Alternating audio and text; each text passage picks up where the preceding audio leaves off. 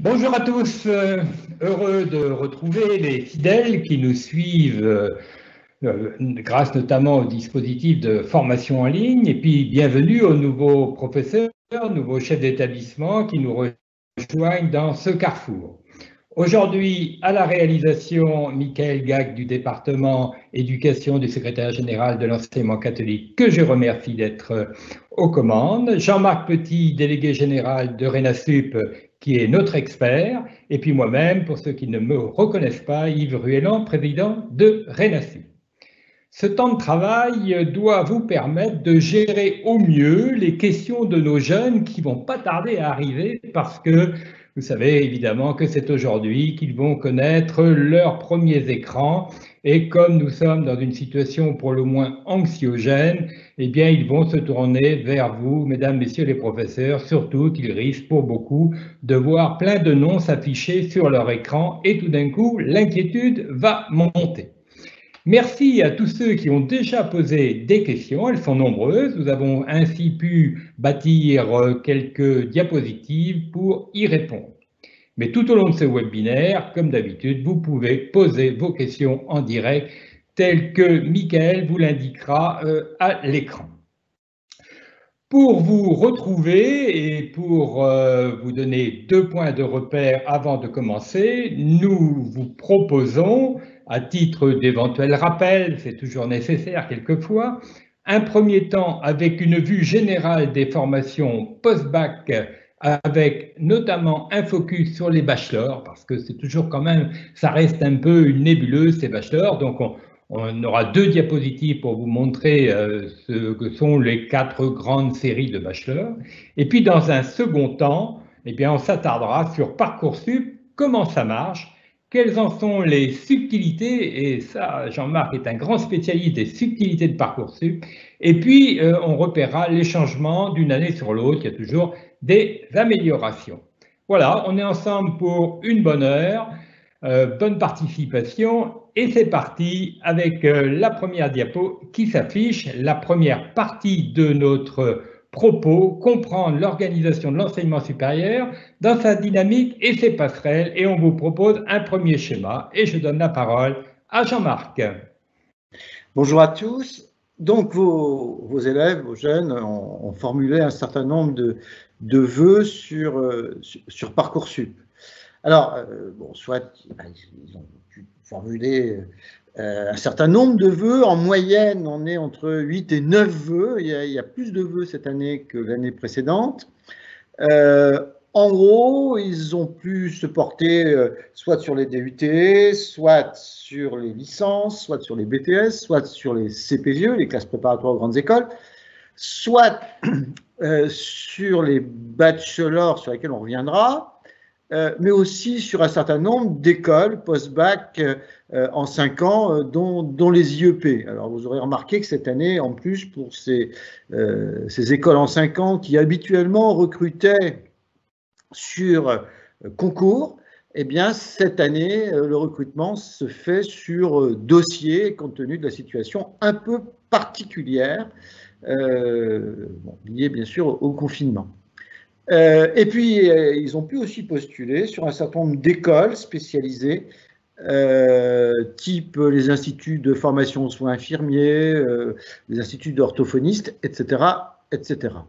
Donc, l'idée dans ce premier temps, c'est de relativiser malgré tout ce qu'ils vont pouvoir faire à l'intérieur du système d'enseignement supérieur. Comment on peut naviguer dans le système d'enseignement supérieur lorsque parfois on n'a pas eu tout à fait le premier vœu qu'on avait pu poser, ou peut-être même aucun des vœux qu'on avait pu poser. Donc il faut relativiser ce retour et voir comment peut-être, sans avoir obtenu exactement ce qu'on préférait, eh ben, on pourra peut-être retrouver finalement ce chemin de ce qu'on souhaitait.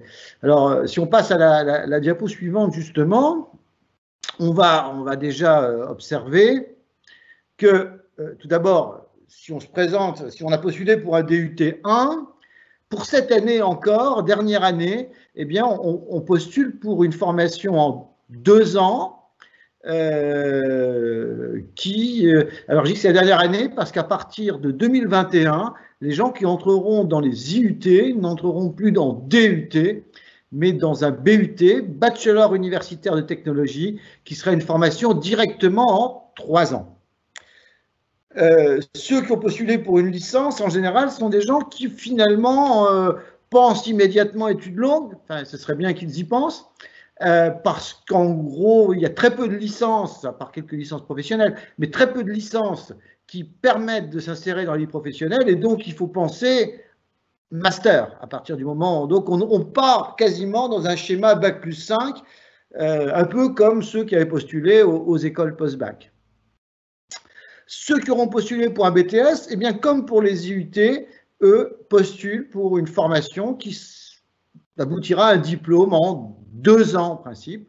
Et donc, on est sur une même durée encore cette année que les IUT, mais là, il n'est pas prévu pour l'instant d'aller à un BTS 3. Quant à ceux qui ont postulé pour des CPGE, classes préparatoires aux grandes écoles, eh bien, ils partent pour un chemin en 2 ans. Qui ne sera pas diplômant, mais qui leur permettra de passer des concours dans un certain nombre d'écoles, celles qui recrutent post-CPGE. Hein, et ces concours ont bien lieu cette année, à la différence des post-bac, ils auront lieu eh bien, à la fin juin et début juillet. Juste avant, on était sur une réunion du pilotage de ces concours, parce que ce n'est pas tout à fait simple. Si j'en arrive au bachelor, là aussi, rentrer dans un bachelor, c'est entrer dans une formation en 3 ans, alors qui aboutira à une certification qui, pour l'instant, n'est pas vraiment, en tout cas, un vrai diplôme. On détaillera ça un peu après. Voilà. Quant aux grandes écoles, on vient d'en parler, écoles spécialisées également. Donc, se pose évidemment la question, et quelqu'un nous l'avait posée, je crois, diapo suivante, qui était, ah oui, pardon, des bachelors.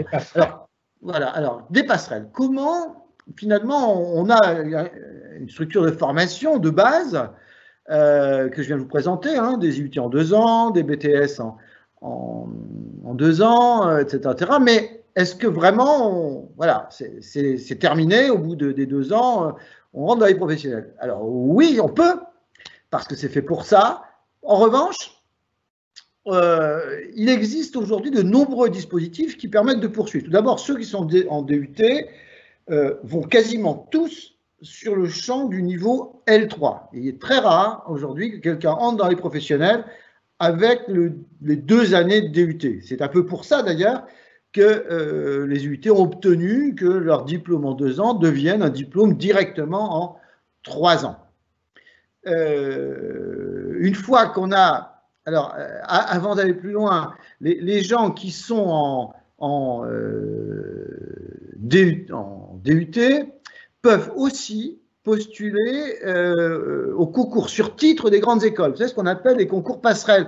Donc c'est pour ça que certains qui finalement ne sont pas passés par les CPGE ou espéraient le CPGE, ne l'ont pas obtenu mais ont obtenu un IUT, ne renoncent pas forcément aux grandes écoles, puisqu'il y a des concours, les dits d'administration sur titre première année, qui permettent d'entrer dans le cadre d'un compartiment spécifique de concours dans les grandes écoles. Alors, grandes écoles de management, c'est assez courant, mais de plus en plus aussi grandes écoles d'ingénieurs. Donc, ce qui veut dire que finalement, passer par l'UT, c'est une autre façon éventuellement d'accéder aux grandes écoles.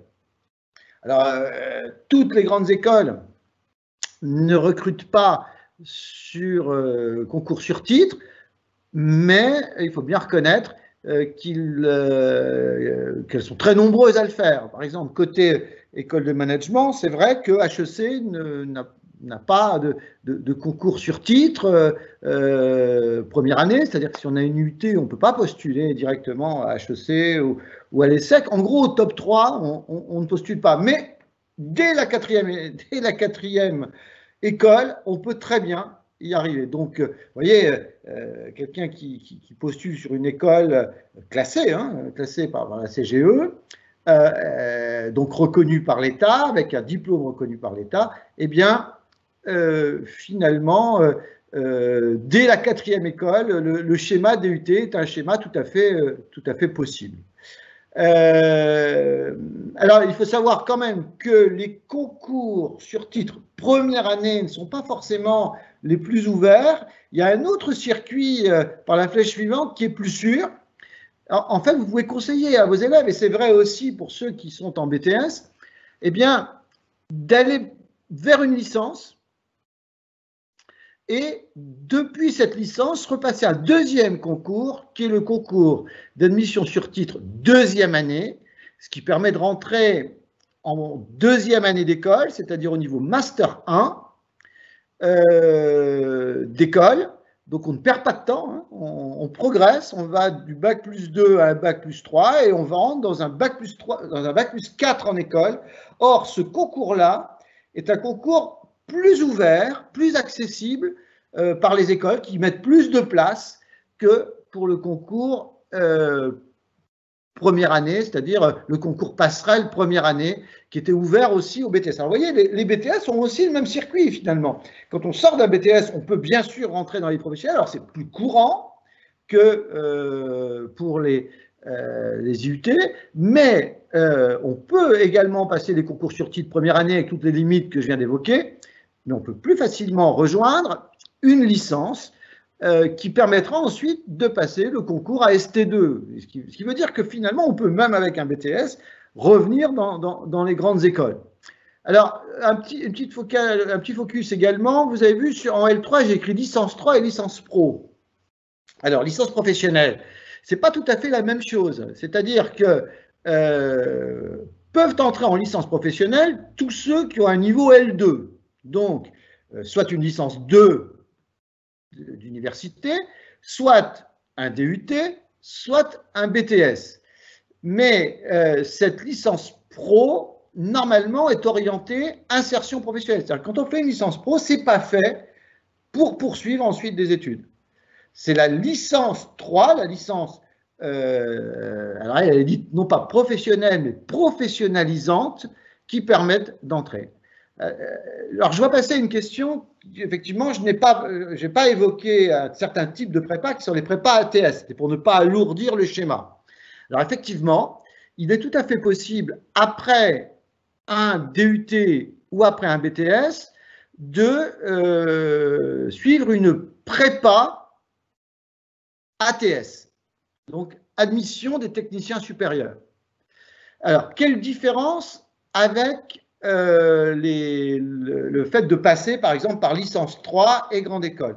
Eh bien, les concours ouverts aux ATS sont en principe des concours de niveau première année, c'est-à-dire que vous êtes dans un bac plus 2, vous êtes terminé, vous avez obtenu votre bac plus 2, vous suivez une prépa ATS pendant un an, mais vous passez des concours première année.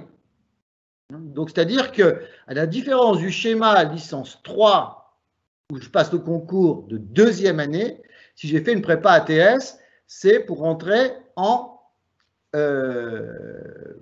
première année d'école. C'était un schéma qui existait. Auparavant, qui était pas mal utilisé pour certaines écoles d'ingénieurs. Jean-Marc, on dit un tout petit mot. Jean-Marc, on dit un tout petit mot sur la colonne de gauche parce qu'elle est importante dans la problématique qu'on verra tout à l'heure sur les bachelors. Oui, absolument. Alors, la colonne de gauche, voilà, c'est la colonne en crédit ECTS. Alors, le ECTS, c'est European Credit Transfer System, c'est-à-dire la monnaie, enfin, le niveau de repérage au niveau européen en termes de niveau d'études permettant une poursuite d'études dans une autre structure et notamment dans un autre pays. Donc, chaque année, en fait, chaque semestre d'études représente 30 crédits ECTS. Une année d'études, c'est 60 crédits ECTS. Donc, quand vous avez un BTS, vous avez 120 ECTS. Quand vous avez un DUT, vous avez 120 ECTS. Quand vous avez une licence, vous avez 180 ECTS. Ça vous permet, si vous rentrez dans un master par exemple, de dire, eh bien, vous pouvez me prendre, vous n'êtes pas obligé, mais vous avez toute légitimité de me prendre, puisque j'ai dans le système européen d'enseignement supérieur, eh bien, le niveau L3. Donc, oui, un BTS peut très bien accéder en L3. D'ailleurs, je ne vois pas bien, à part une prépa ATS, où il pourrait aller. Alors, vous me direz, pourquoi passer par des prépas ATS si, effectivement, le niveau L3, finalement, permet de mieux rentrer enfin, de perdre moins de temps, finalement, puisqu'avec le niveau L3, je peux rentrer en deuxième année d'école ou de la première année d'école. Alors, premièrement, ça dépend de l'école. C'est-à-dire qu'il y a des écoles ciblées comme, par exemple, l'école des mines, même Polytechnique, qui vont réserver des places pour ce type de concours. Et ce sont souvent des grandes écoles qui ne sont pas accessibles, ou HEC, et qui ne sont pas accessibles au concours L3 direct, très peu, ou de moins en, même si ça commence à s'ouvrir. Et donc, ça peut être un moyen. Par ailleurs, bon nombre de jeunes qui choisissent la prépa ATS font en parallèle une L3 et finalement, ils jouent deux fois. C'est-à-dire qu'ils jouent le concours post-ATS, qui est un concours donc, qui, malgré une année supplémentaire, permet d'entrer en première année d'école, mais ils passent en même temps, comme ils sont inscrits dans une formation en doublette, ils passent au concours dit de passerelle sur titre et ils peuvent aussi jouer la deuxième année d'école. Donc finalement, une prépa ATS adossée à une licence, ce qui existe, souvent les ATS tertiaires sont adossés à des licences, ça permet de jouer deux fois.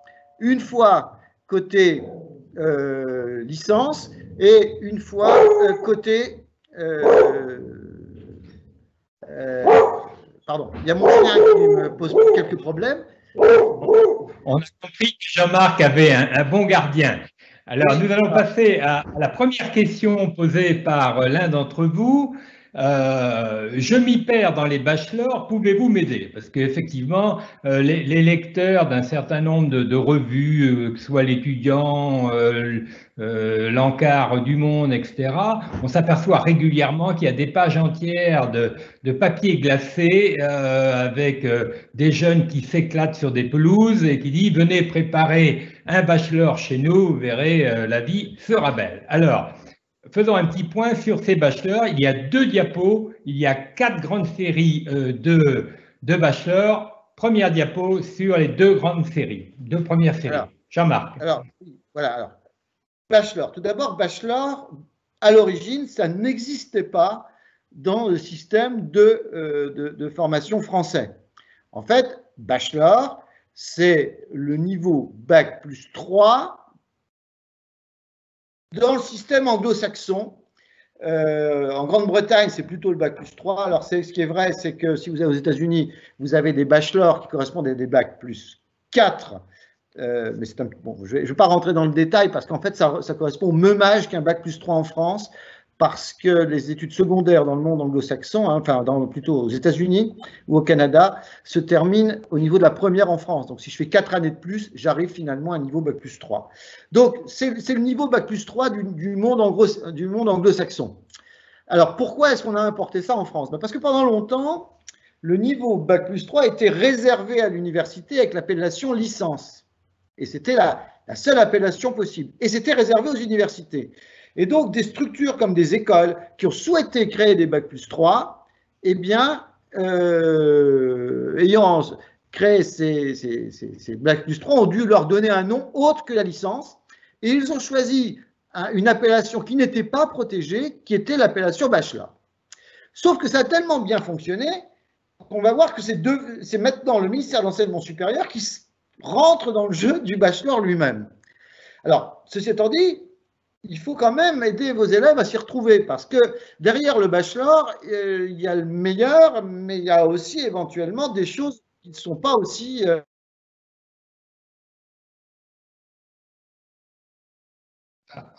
Petite coupure de son, je crois. C'est chez Jean-Marc. Je reviens. Bien, voilà. Désolé, mais aujourd'hui, quelques soucis techniques. entre le chien et mon Internet. Alors, allons sur le bachelor maison. Alors, voilà. Alors, il y a le meilleur, mais il y a des choses aussi beaucoup, enfin, qu'on peut nuancer et moins à recommander. Par exemple, vous avez ce qu'on appelle les bachelors maison. C'est-à-dire qu'il y a des structures un peu commerciales qui ont créé des choses qui s'appellent bachelor, mais qui n'ont strictement aucune reconnaissance officielle, ni dans les conventions collectives, ni dans le système d'enseignement supérieur. Éventuellement, ils ont fait ça avec des entreprises qui font qu'il y a une poursuite d'études dans l'entreprise, mais attention, avec un bachelor maison, et ben, au final, quand on a ces 3 années-là, on n'est jamais que diplômé toujours du baccalauréat, puisqu'il n'y a pas de reconnaissance de l'État, donc il est hors de question de poursuivre vers un master, et c'est pas reconnu dans les conventions collectives non plus. En fait, le bachelor le plus courant aujourd'hui, c'est cette deuxième forme. C'est le bachelor qui est basé sur ce qu'on appelle un titre RNCP. Alors, le RNCP, c'est le répertoire national de la certification professionnelle. C'est pas très connu. Les gens connaissent bien les diplômes qui relèvent du ministère de l'enseignement supérieur. On connaît moins bien les RNCP qui sont des titres reconnus par l'État, mais qui ne sont pas délivrés par le ministère de l'enseignement supérieur. Souvent, c'est le ministère du Travail qui va délivrer ce type de titre. Alors, en fait, ces titres RNCP sont des titres qui ont été étudiés, évalués par une commission, la CNCP, liée à France Compétences, et qui ont une vraie reconnaissance dans le niveau de formation qui va maintenant, vous le savez, de 1 à 8. Hein, vous savez, avant, c'était de 5 à 1. On est rentré dans le système français, ça va de 1 à 8. Et donc, quand vous avez un titre RNCP de niveau Bac plus 3, eh bien, vous êtes sur un titre RNCP de niveau 6. On appelle ça un bachelor, mais il faut bien regarder. Et il sera écrit à côté, titre RNCP de niveau 6. Alors, l'avantage, c'est que c'est une vraie reconnaissance. Alors, ce n'est pas une reconnaissance académique, c'est-à-dire qu'il n'y a pas de CTS. Il faudra négocier pour poursuivre un master. Ce n'est pas tout à fait fait pour ça. C'est possible, mais il faut le négocier.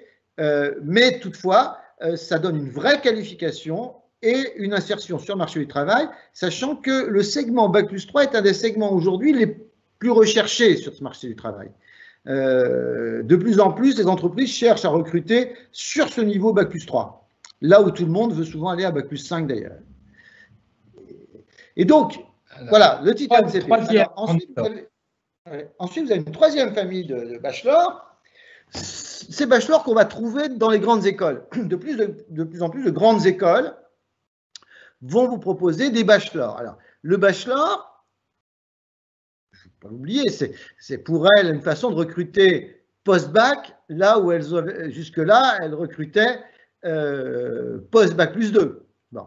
Ce qui veut dire que ce n'est pas totalement désintéressé. Vous voyez, la petite balance avec des euros là-bas, ce n'est pas complètement neutre. Hein. Pour elles, c'est quand même 2 années de recettes supplémentaires et souvent, ces bachelors sont assez coûteux.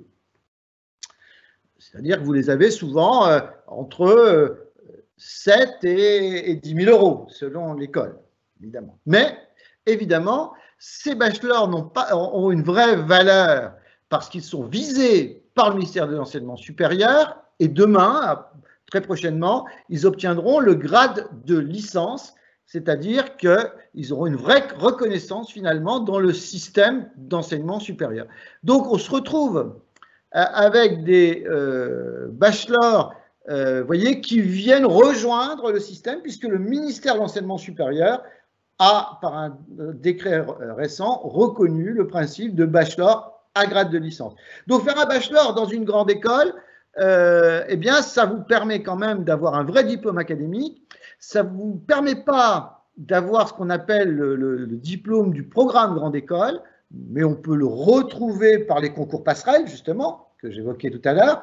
Et souvent, les grandes écoles proposent des masters spécialisés pour poursuivre après le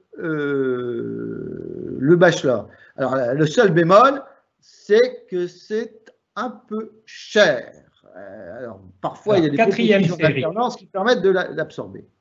Quatrième type, finalement, les vrais, eh bien, ce sont les bachelors d'universités anglo-saxonnes. C'est-à-dire que vos jeunes peuvent s'inscrire dans des universités étrangères, dans le monde anglo-saxon, et s'inscrire dans un bachelor dans une université britannique, américaine, canadienne. Et parfois, comme on le fait par exemple, nous, dans le réseau pour l'université de Coventry, eh bien, il peut y avoir des diplômes de ces universités préparés en France. C'est-à-dire que là, ce sont des vrais bachelors reconnus dans le système d'enseignement supérieur, donc qui permettent d'aller en master, etc.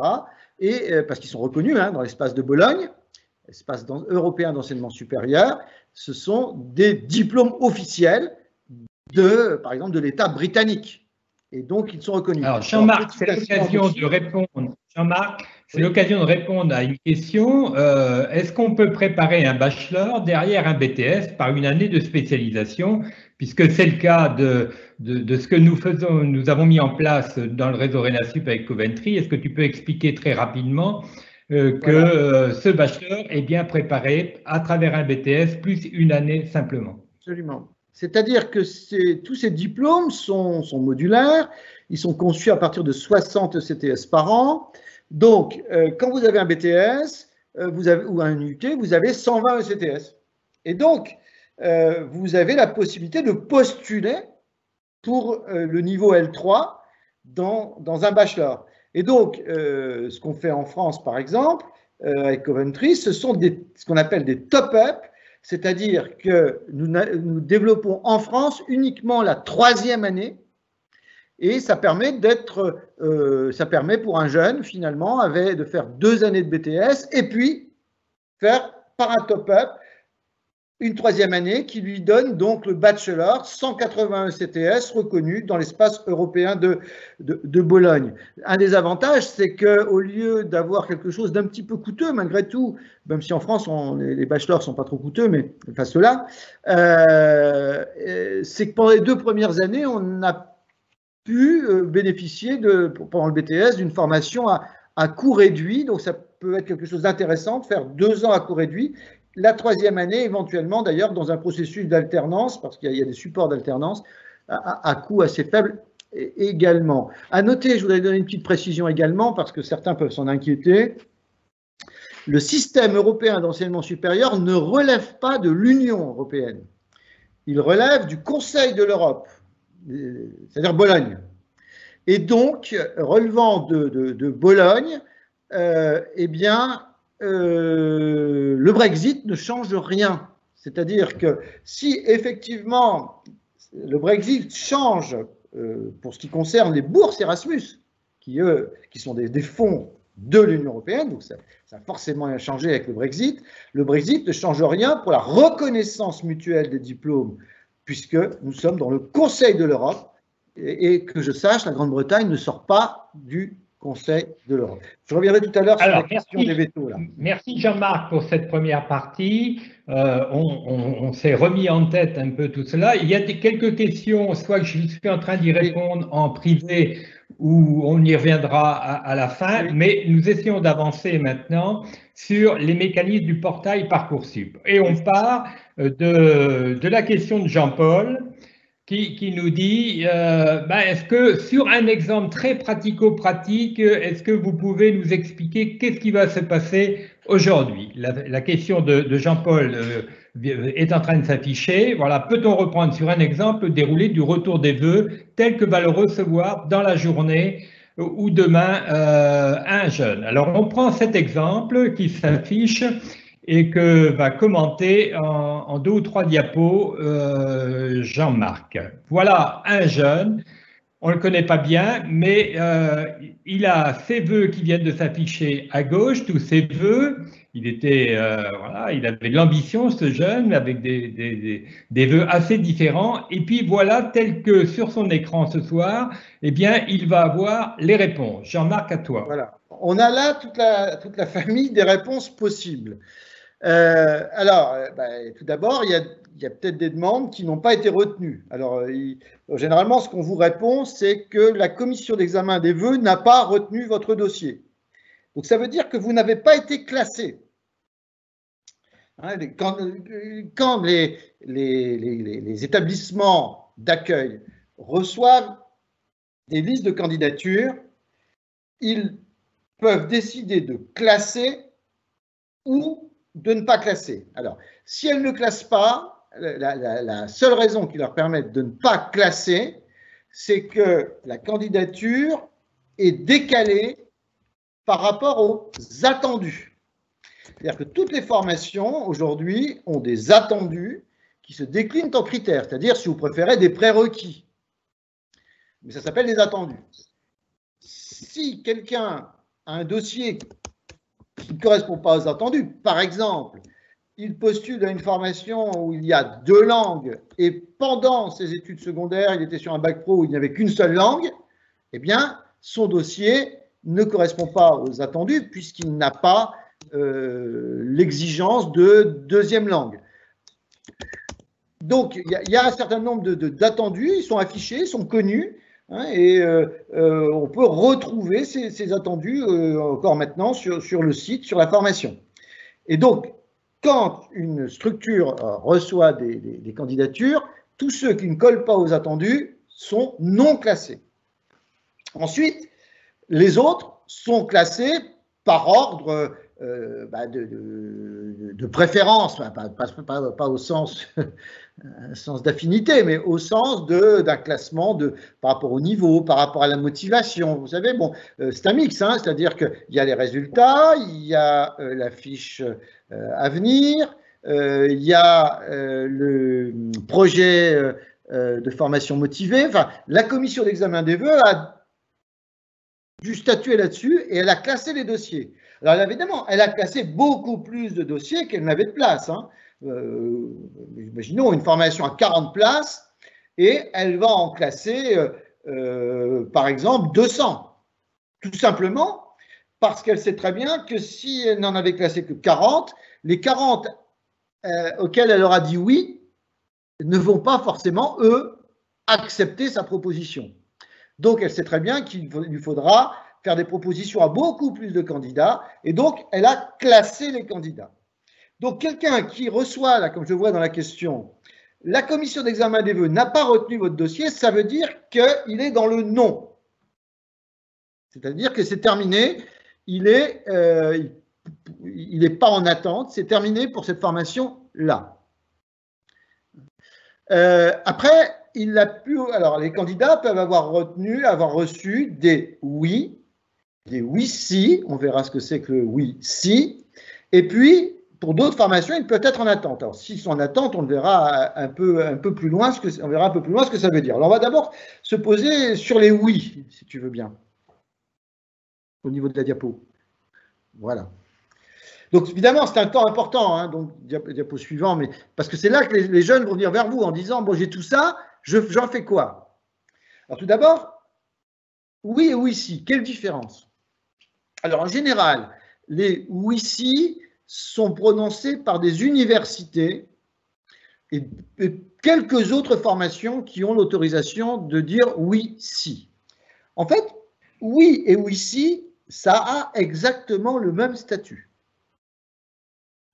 C'est-à-dire que quand il est écrit oui si, ça veut dire que pourvu que le jeune se conforme à ce qui lui est demandé au titre du si, eh bien, il rentrera dans la formation. Alors, on ne lui demande pas d'ailleurs si veut dire module de remise à niveau, on ne pourra pas lui demander un résultat sur la remise à niveau. On pourra simplement lui demander d'avoir suivi le module de remise à niveau. Ce qui veut dire que quand c'est oui si, en réalité, c'est oui. En revanche, de votre côté, il faut quand même que vous expliquiez bien à un élève que le si est un élément d'alerte. En fait, c'est notamment l'université qui n'a pas le droit de dire non. Qui vous dit oui, si, c'est-à-dire elle vous dit, bon, votre profil ne colle pas, hein, votre niveau de physique, vous voulez venir faire une fac de physique, Mais le problème, c'est que votre niveau de physique n'est pas suffisant. Et on ne pense pas que vous allez réussir, en fait. Mais, comme on ne veut pas dire non, on vous dit si, et on vous donne quand même une piste pour, malgré tout, avoir quelques chances de réussir ou moins de chances d'échouer. Je vous rappelle quand même qu'à l'université, aujourd'hui, c'est à peu près 26% des candidats qui arrivent à avoir une licence en 3 ans et 39% en 4 ans. En tout, 26 plus 13. Donc, c'est quand même pas terrible. Donc, il y a une alerte. Donc, dites bien à un jeune, quand il a un oui, un oui-si, qu'il se méfie du si. Il y a un signal, en fait, qui est de dire, on ne peut pas vous dire non, mais finalement, faites très attention, c'est risqué. Alors, évidemment, si vous avez des oui-si, il faudra bien choisir. Deuxième élément, c'est que, effectivement, la première position que doit prendre un jeune, c'est une position sur ses oui et ses oui-si. Si on passe à la diapo suivante, on va voir tout simplement qu'il est tenu de choisir un oui-si. Vous voyez, François, mais quelqu'un d'autre aussi qui a posé cette question. Quand on va revenir, on va peut-être revenir, oui, voilà. Peut-on garder 2 oui ou oui-si si on hésite? Eh bien non. Le jeune a plusieurs oui, il ne peut qu'en retenir un seul. Et il ne pourra pas y revenir. C'est-à-dire que, même en procédure complémentaire, il ne pourra pas revenir sur les oui qu'il a éliminés. C'est-à-dire que quand il a plusieurs oui, la première fois probablement de sa carrière scolaire, il va devoir faire un vrai choix qui est de renoncer à des choses qu'on lui propose.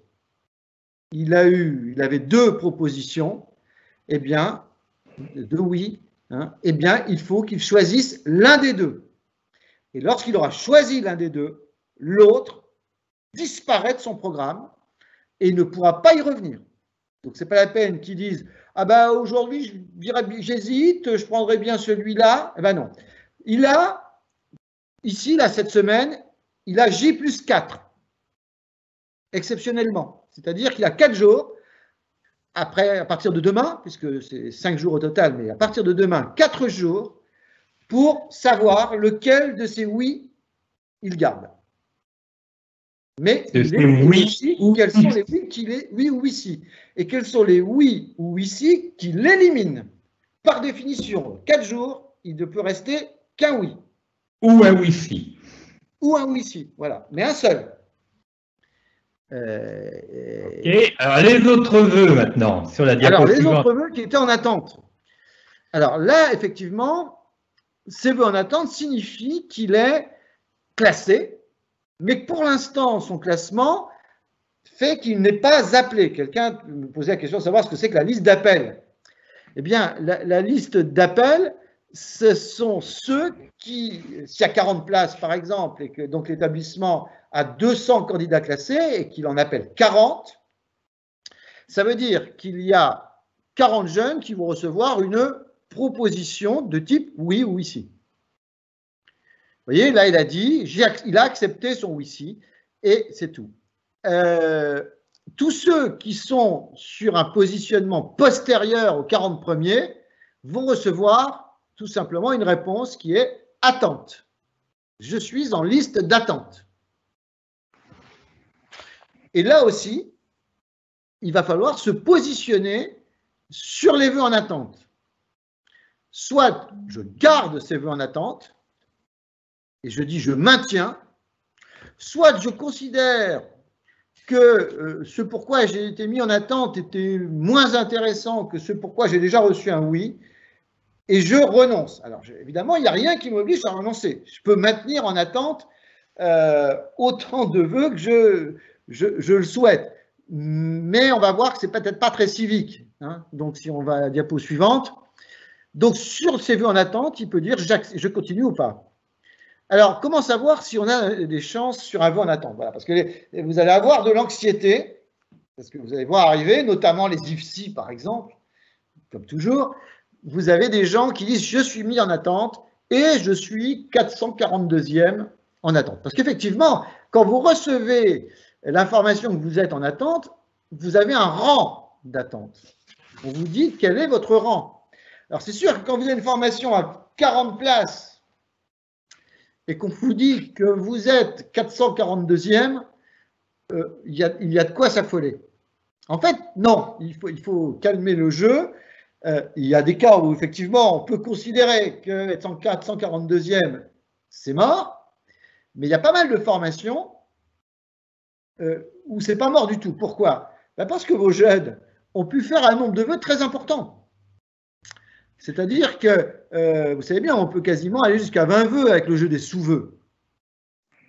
Et finalement, ils sont dans une position maintenant où ils vont devoir faire des oui. Et chaque fois qu'un jeune a pris un oui, il a libéré des places. Donc quelqu'un qui a fait 8 vœux sur des IFSI, par exemple, Institut de formation aux soins infirmiers, il a eu, c'était un des premiers de la liste, il a tout eu. Donc il bloque tout. Mais en réalité, il en choisira un seul. Et d'un seul coup, à lui tout seul, il va libérer cette place dans le système. Et vous voyez que sur certaines formations, les rangs vont remonter très vite. Alors la meilleure façon de savoir si on a quelque chance, c'est de regarder, parce qu'on a l'information normalement sur Parcoursup, quel était le rang du dernier intégré l'année précédente. Et ça me donne une idée des chances que j'ai de voir transformer mon attente en oui. Donc c'est vraiment quelque chose, là c'est quelque chose qu'il faut regarder très près, parce que ça c'est très anxiogène l'attente pour les familles. Il y a un point qui, les oui si, bon ok, il faut éliminer, bon il faut choisir, alors je ne sais, j'arrive pas à choisir, j'arrive pas à me décider, bon tant pis, il faut quand même choisir. Mais là où c'est très anxiogène, c'est zut, je suis mis en attente et je suis à tel rang, et ça parfois c'est impressionnant.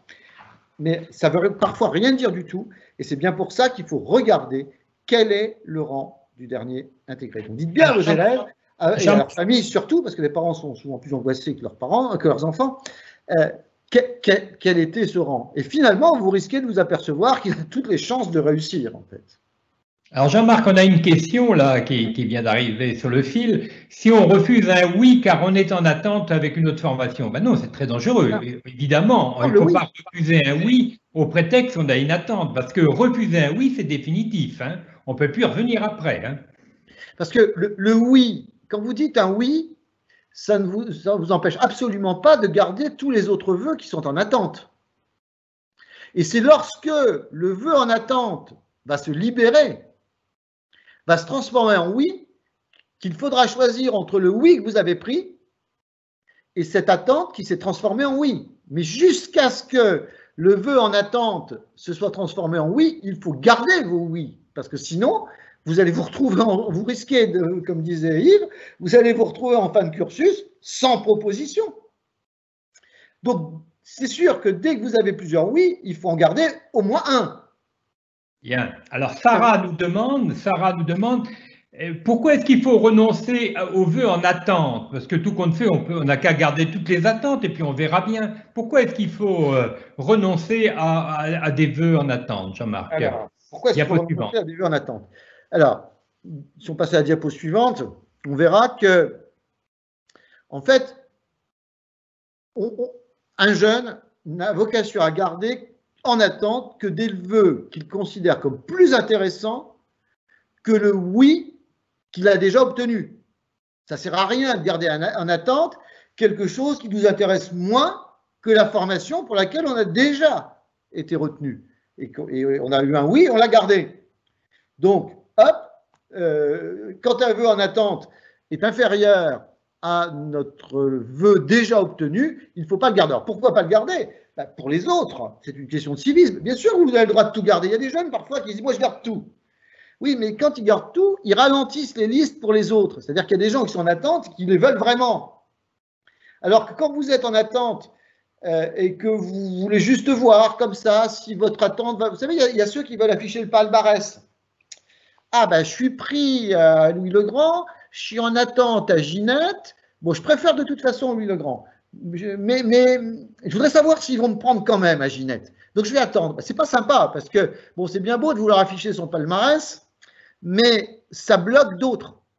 Parce que forcément, ceux qui sont en attente derrière vous ne peuvent pas remonter. Donc c'est un peu dommage. Vous ralentissez le processus pour les autres. Donc c'est pas très civique de garder un vœu en attente alors qu'on ne le souhaite pas. D'accord. Alors Dominique nous dit, l'année dernière, on a mis un répondeur dit automatique. Alors cette année, il y a toujours un répondeur, mais attention, il y a eu quelques changements. Oui. Alors revenons sur le répondeur avec la diapo suivante. Alors l'année dernière, le répondeur automatique n'était ouvert que à la fin juin. Le but, c'était de le faire fonctionner pendant le temps de vacances, à un moment où les élèves pouvaient éventuellement ne pas être joignables. Alors cette année, le répondeur automatique va démarrer dès demain. Alors qu'est-ce que le répondeur automatique? Eh bien, plutôt que de... C'est le pilote automatique finalement. Plutôt que de naviguer vous-même au jour le jour, c'est-à-dire regarder tous les jours ce qui se passe, ou regarder votre téléphone pour voir si vos attentes se transforment en oui. Le système de répondeur automatique permet de prendre une décision pour vous. Alors que se passe-t-il? Le jeune prend ses vœux en attente et il va les classer. Donc, premier vœu en attente, deuxième vœu en attente, troisième vœu en attente, quatrième vœu en attente, ou cinquième, enfin tous ces vœux en attente qu'il veut garder, il peut les classer. Classer dans l'ordre de ses préférences, bien sûr. Que va-t-il se passer? Dès qu'un vœu qu'il avait en attente se transformera en oui, hein, parce que la liste aura remonté, et hop, il passe dans les appelés. Tac, ça devient un oui. Eh bien, automatiquement, son vœu en attente va se substituer à son oui antérieur, sans qu'il ait besoin d'intervenir. Mais attention, s'il changeait d'avis et qu'il n'avait pas débranché son répondeur automatique, eh bien, c'est définitif. Il ne pourra pas dire, ben non, finalement, mon vœu en attente qui s'est transformé en oui, c'est pas vraiment ce que je voulais, je préférais le premier oui. Non, c'est automatique. Le vœu en attente qui se libère remplace son oui. Et puis, évidemment, ce vœu qui avait remplacé son oui n'était peut-être pas son premier vœu en attente. Et si un vœu en attente mieux classé se libère, il remplacera encore ce oui. Donc, ça veut dire que finalement, il dit d'avance ce qu'il souhaite et les choses se font automatiquement. Mais attention, s'il choisit le répondeur automatique, c'est la machine qui va faire la mécanique à sa place. C'est plus à lui de dire oui, je prends mon oui. C'est la machine qui dira pour lui et donc il perd les commandes. Alors, on rappelle, Jean-Marc, qu'il n'y a plus de podium hein, quand même, pour ceux qui n'auraient pas bien repéré. Oui. Avant, il y avait 3, avant, il ne pouvait retenir que 3, hein, 1, 2, 3. Maintenant, il peut classer tous les vœux qu'il a en attente. Donc, s'il en a 8 en attente, bah, il fait 1, 2, 3, 4, 5, 6, 7, 8. Et puis, donc, il y a un ordre de préférence. Et chaque fois que ça se libère, ça remplace automatiquement le système. Pour ceux qui ont connu APB, ça devient le système APB. OK. Alors, quelques réponses là, ou quelques demandes de précision avant de passer à la diapo suivante. Avec l'augmentation du nombre de vœux, le rang du dernier admis de l'an passé peut ne pas avoir de sens. Bon, on sait bien qu'il y a quand même, il y a d'autres formations qui sont rentrées dans Parcoursup. Il peut y avoir des évolutions, mais vous savez, un établissement qui a l'habitude d'aller chercher un 500e, ben, cette année encore, il ira chercher autour de 400, 500. C'est toujours le même principe. N'ayez pas. Enfin, il y a des statistiques comme ça qui sont quand même qui sont assez solides. Oui. Tout ça dans les 4 jours. Le rang, effectivement, voilà. Mais il n'y a pas de grand risque. C'est-à-dire, effectivement, ça peut repousser un peu plus loin le vœu éligible. Oui. Un peu plus loin, c'est tout, puisqu'il y a eu plus de vœux. Mais c'est-à-dire que si l'année dernière c'était le 450e, peut-être que cette année c'est le 500e. C'est pas une science exacte. Mais on voit quand même si on est dans une fourchette qui se joue ou une fourchette qui ne se joue plus. Voilà. Si on est millième, c'est mort. Voilà, pour être précis aussi, effectivement, là c'est une petite erreur de langage de notre part. Pourquoi dites-vous qu'il faut garder au moins oui? Non, effectivement, c'est peut-être une erreur. Il faut garder un et un seul oui. Oui, pas au moins, un seul. Voilà, hein, nous aussi on a dit ça, ça peut nous arriver aussi d'avoir une langue qui fourche. on peut garder un vœu en attente et un oui. On peut garder un oui ou un Wi-Fi. On a vu que c'était la même chose. Le oui, le Wi-Fi, on peut en garder un et on peut garder autant de vœux en attente que l'on veut. Alors, on ne Voilà, peut pas donc garder un oui et un Wi-Fi. Et plusieurs vœux en attente. OK. Alors, maintenant, Jean-Marc, en 3 mots, sans passer à la diapo suivante, on voit que tout ce dispositif va vivre au fil de l'eau jusque quand? Alors, il va vivre au fil de l'eau jusque mi-juillet, hein, puisque ça, ce qu'on appelle la phase principale va aller jusqu'au 17 juillet pour les réponses. Alors, tout à l'heure, je vous ai dit, cette semaine, ils ont 4 jours. Mais à partir de la semaine prochaine, ils n'auront que J+2, c'est-à-dire qu'ils n'ont plus que 3 jours pour répondre sur une proposition. Et ce, jusqu'au 17 juillet.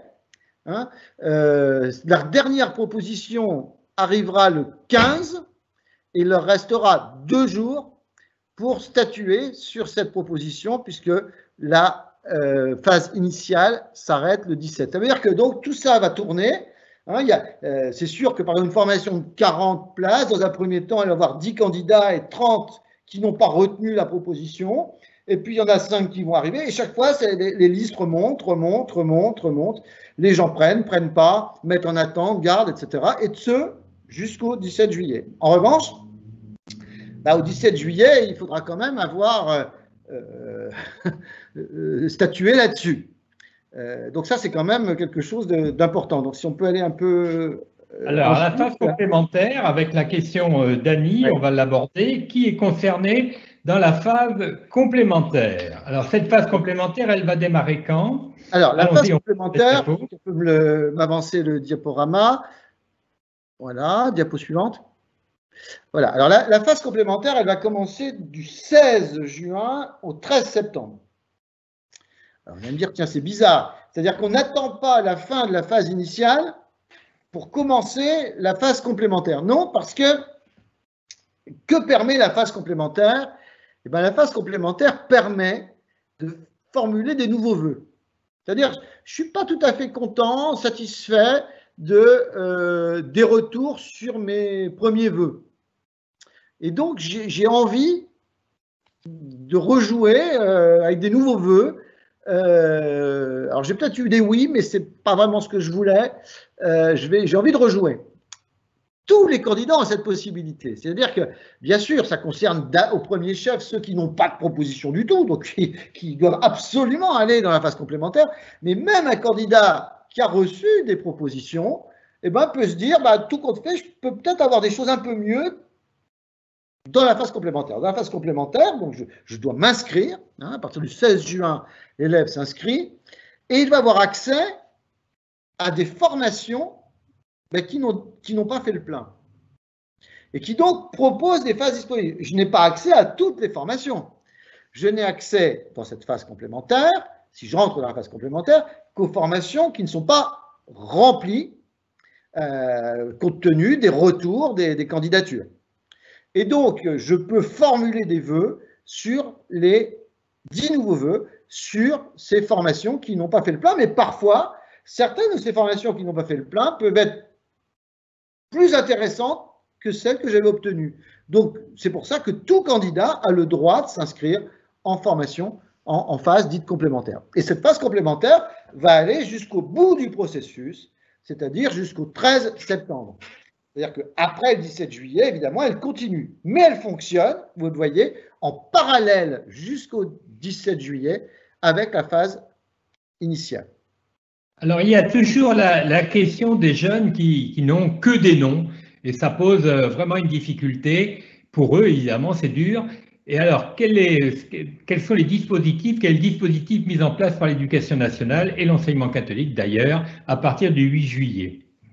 Alors, au départ, la date du 8 juillet avait été retenue parce que c'était la fin du bac. Hein.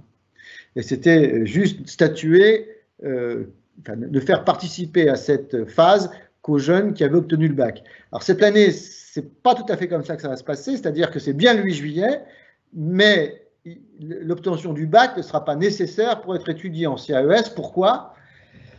Parce que même si les jurys de bac se seront sûrement tenus, certains jeunes auront le droit de passer la session de septembre.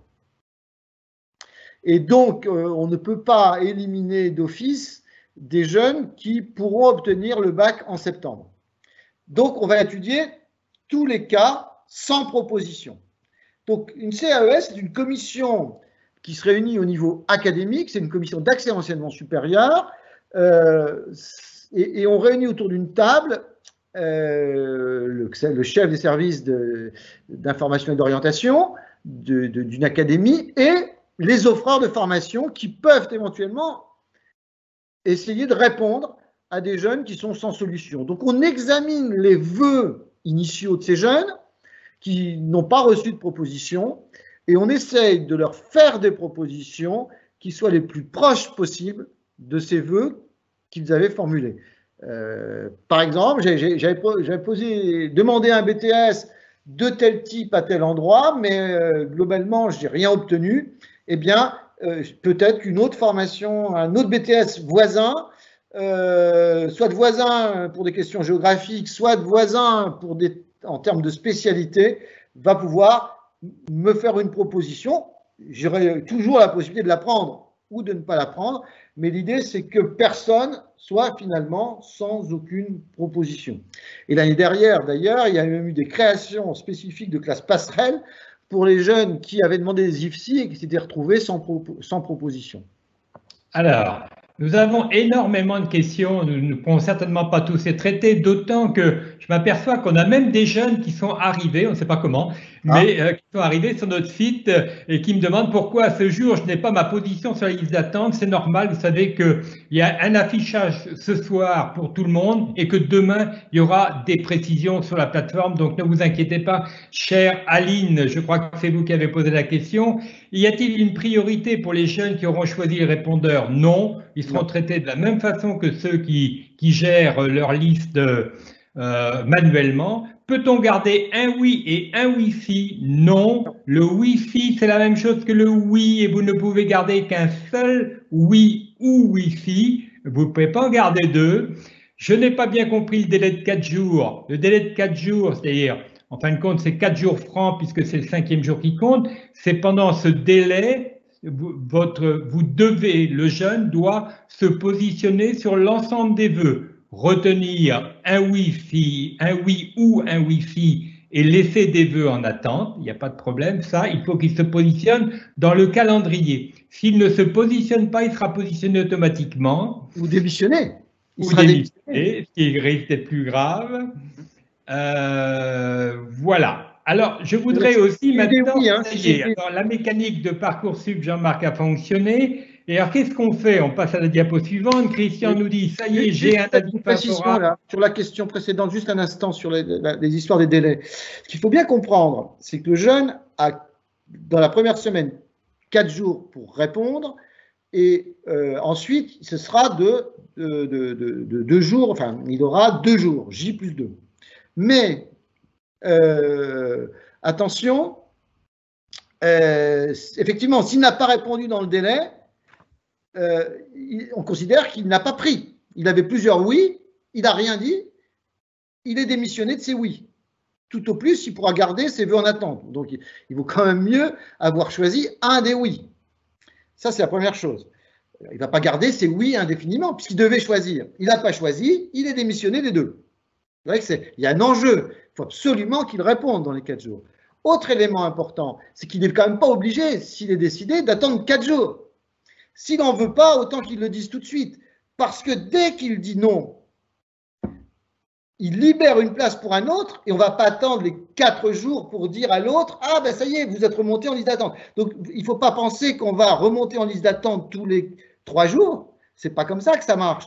C'est dès que quelqu'un libère la place, poum, ça remonte. Si dès le premier jour, quelqu'un a dit « Non, je ne prends pas mon oui », hop, ça remonte d'une place, tout de suite, un autre jeune reçoit ce oui. Donc c'est tous les jours qu'un attente peut se transformer en oui et non pas par phase de 2 jours en 2 jours. Ok Jean-Marc, tu sais qu'on a consommé l'heure, donc on essaye d'aller un tout petit peu plus vite, c'est pour ça, je suis désolé que j'accélère un petit peu. J'avais cru comprendre que dès lors qu'on accepte un oui, cela annule tout le reste. Non, le oui annule les autres oui, mais vous pouvez laisser d'autres vœux en attente. J'espère que ça s'est compris. Question de Christian. Alors, le jeune a reçu un avis favorable. L'inscription dans l'établissement retenu est-elle automatique? On va le découvrir dans la diapo suivante. Eh bien non. C'est-à-dire qu'une fois que vous avez une fois que vous avez accepté un vœu, vous devez passer à une autre phase qui est l'inscription administrative. C'est-à-dire que, par exemple, pour toutes les propositions que vous avez acceptées, il faudra avoir contacté administrativement l'établissement avant jusqu'au 17 juillet midi. Si vous ne le faites pas, l'établissement est en droit de vous démissionner et proposer votre place à quelqu'un d'autre. Donc, voilà, j'ai un oui, mais il faut ensuite que je contacte l'établissement. Alors, en général, j'ai reçu un message qui me l'indique, naturellement. Ça, c'est pour toutes les propositions acceptées jusqu'au 13 juillet. Après, pour les propositions acceptées entre le 13 juillet et le 23 août, il faudra avoir contacté l'établissement pour le 27 août. Et si je ne l'ai pas fait, je serai démissionné. Et pour les propositions acceptées définitivement au-delà du 24 août, ça, c'est la structure de vous l'indiquer.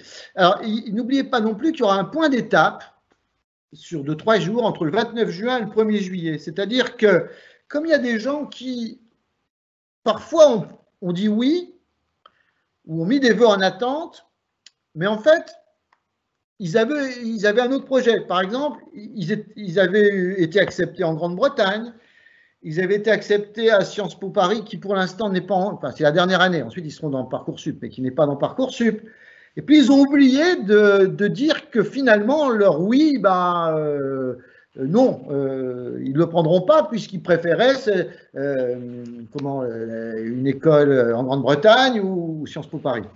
Et c'est idiot parce qu'ils bloquent des places. Et donc, entre le 29 et le 1er juillet, ils vont être interrogés. On va leur dire, alors attendez, pour l'instant vous avez dit oui à ça, vous avez tout ça en attente, est-ce que vous confirmez?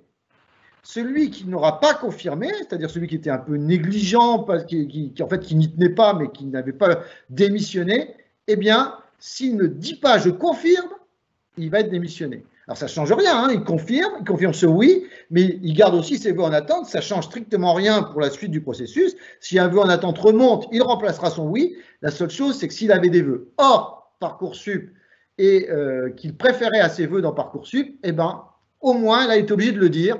Et du coup, il libère des places pour les autres. C'est toujours la même chose, c'est comment fluidifier le système. C'est l'occasion, Jean-Marc, de dire quand même un mot sur le hors Parcoursup, parce qu'il y a aussi un univers hors Parcoursup. On va assez vite, Jean-Marc, parce qu'on est en délai. Alors, c'est pas très compliqué. Alors, effectivement, certains jeunes peuvent être très déçus parce qu'ils n'ont rien obtenu sur Parcoursup par rapport à ce qu'ils avaient demandé, ou des choses qui ne les intéressent pas vraiment. Alors, il faut bien savoir qu'il existe des formations hors Parcoursup. Et éventuellement des formations tout à fait intéressantes. Pourquoi? Parce que dans Parcoursup ne figurent déjà que les formations sous statut étudiant, c'est-à-dire de la formation initiale, dont fait partie par exemple l'apprentissage. Ne figurent également que les formations qui sont soit contrôlées et évaluées par l'État, c'est-à-dire les formations proposées par les établissements publics, les établissements privés sous contrat et des établissements privés d'intérêt général. Par exemple, les instituts catholiques sont des ESPIG, ou les grandes écoles, la plupart des grandes écoles classées sont des ESPIG.